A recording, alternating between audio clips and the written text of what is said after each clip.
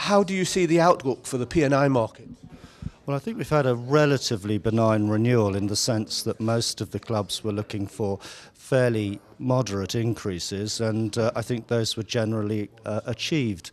I think one of the factors that's coming out of that renewal, which has a bearing on next year and the years beyond that, is that although claims seem to be relatively benign, which I guess is not surprising given the depression in shipping activity, the values continue to rise and rise and rise, and this is going to have a significant bearing, I think, on club finances over the next year or so.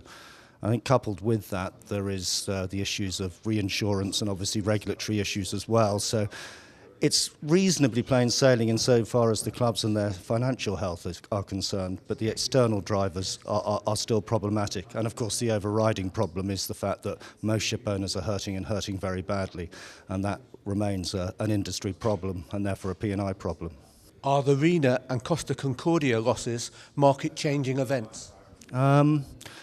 Well, I can only speak from a P&I perspective. I can't comment to the impact it may or may not have on the whole market. But clearly, claims or potential claims of the values that are being suggested are clearly going to change the perceptions of the risks that not only big passenger vessels bring, but also big container vessels bring, indeed shipping as a whole brings. And I think that from that perspective, I think we must anticipate that reinsurance costs are likely to go up.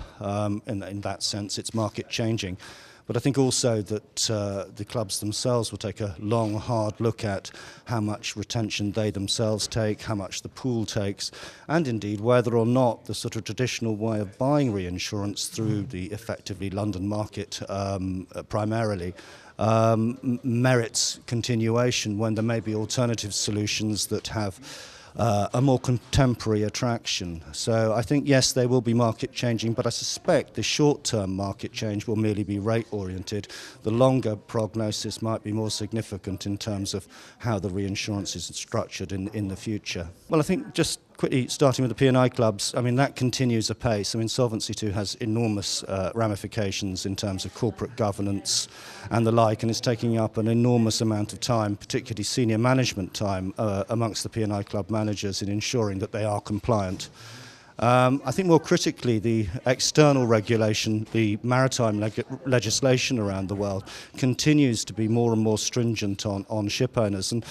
And just recently, in fact in the last 10 days, the IMO announced that the 1996 Convention on the Limitation of Liability in Maritime Claims is going to be changed, largely at the instigation of Australia, who strongly feel that the current limits are woefully too low given inflation and the value of claims these days.